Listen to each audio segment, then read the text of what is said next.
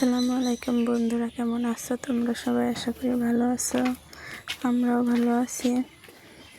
সকালবেলা ঘুম থেকে উঠে আগে বিছানার যে সব ময়লা চাদর, বালিশের কভারগুলো ছিল, মশারি দিয়ে এগুলো কেচে দিয়েছি। যেহেতু আজ অনেক দিন হলো বৃষ্টি হচ্ছে একভাবে, এই জন্য আগে ঘুম থেকে উঠে এগুলো কেচে দিয়েছি, যাতে বৃষ্টি হবার আগে এগুলো শুকিয়ে যায়।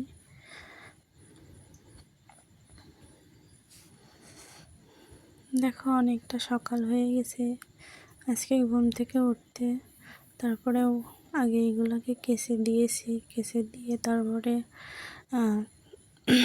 যে নোংরা থালা বাসন ছিল এগুলো আগে পানি দিয়ে ভালো করে ধুয়ে নিলাম। ধুয়ে নিয়ে এখন ভালো করে সুন্দর করে পরিষ্কার করে মেজে ঘষে নেব।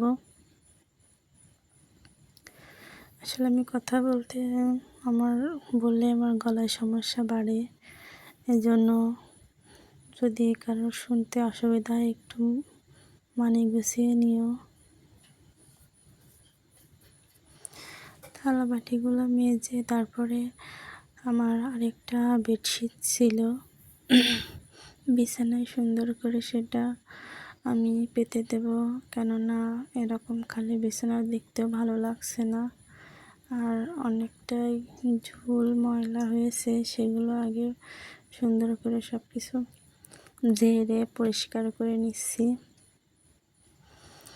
দেখো আমার ঘরটা অনেকটাই ছোট, তারপর নিচু, এই জন্য উপরের দিকে যে ডাবের সাথে ফ্যানটা দেওয়া যায় না, ডাবের উপরে ফ্যানটা দেওয়া আছে। পর্দাগুলো মেলে দিলাম, মেলে দিয়ে যে মাঝখানে ঝুল হয়েছিল,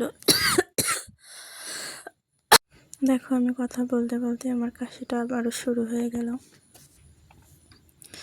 পর্দাগুলো সুন্দর করে ঝেড়ে তারপরে এদিকে আসলাম। এসে আমি বিছানাটা পাতছিলাম, আমার এক যা এসে গল্প করছিল আর আমি বিছানায় দিকে ভালো করে পাতছিলাম। আর আমার ছেলে প্রচুর জ্বালাচ্ছিল, চাদরটা পাততেই দিচ্ছিল না, আগে বিছানার উপর উঠে গিয়ে বসছিল। পরে অনেক বোঝানোর পরে তাও বোঝে না, তাও বিছানার উপর বসেই থাকবে। কি আর করার, যেহেতু বাচ্চাদের রাগ করলেও বাচ্চারা কান্নাকাটি করে, এজন্য ওইভাবেই কাজ করতেছিলাম। আর বাচ্চা মানুষ কি করব, কোলে নিয়েই বিছানাটা একটু ঝাড়ু দিয়ে নিলাম। নিয়ে এদিকে যে বালিশের কাভার টাভার আছে এগুলো ভরবো, কান্না শুরু করে দিয়েছে। পরে আর ওগুলো ভরেছিলাম ঠিকই, সব কিছু সাজিয়ে ঠিকই রেখেছিলাম। পরে আর ভিডিও এদিকে দেখে ভিডিও অফ হয়ে গেছে, ভিডিও হয় নাই।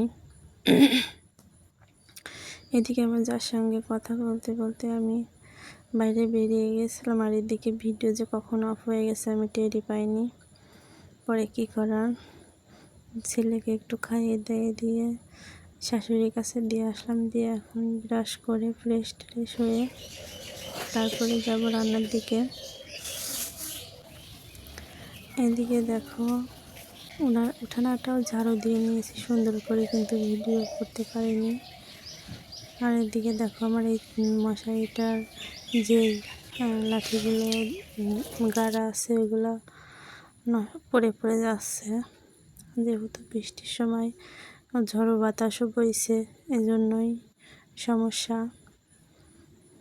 কখন জানি ঝড় উঠে আসে আর সব কিছু লণ্ডভণ্ড করে দেয়। আমি আজকে হেলেঞ্চা শাক ভাজি করব। এদিকে একটা ডিম ভাজিয়ে নিলাম, মেয়েটা স্কুলে চলে যাবে খেয়ে দিয়ে, এজন্য ওকে আগে একটা ডিম ভেজে ভাত দিয়ে দিলাম। ও খেয়ে চলে গেল, আর এদিকে আমি শাকটা ভেজে নেব। হেলেঞ্চা শাক আমার কাছে ভালোই লাগে।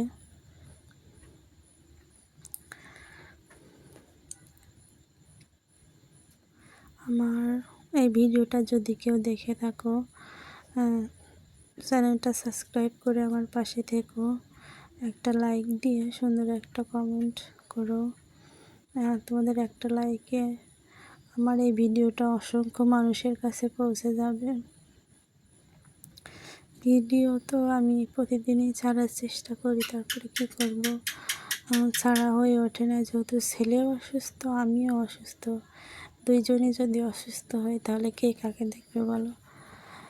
এই জন্য 2-1 দিন পর পরে আমি ভিডিও ছাড়ি। আমি জানি আমার চ্যানেলটা এই জন্য নষ্ট হয়ে যাচ্ছে, তারপরেও কী করার। এদিকে আমাদের মানে শারীরিক অবস্থাও ভালো না, মানসিক অবস্থাও ভালো না। এই জন্য কী করার বলো। এদিকে তোমার সঙ্গে কথা বলতে বলতে আমার শাকটা প্রায় হয়েও গেছে।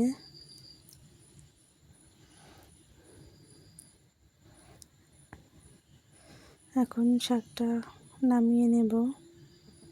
হয়ে গেছে শাকটা ভাজি।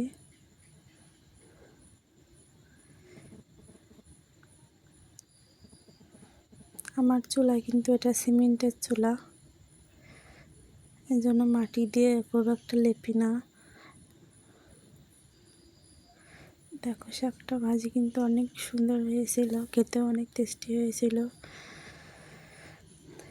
ভিডিও শেষ পর্যায়ে আবার একটা নতুন ভিডিও নিয়ে তোমাদের সঙ্গে দেখা হবে। খোদা হাফেজ।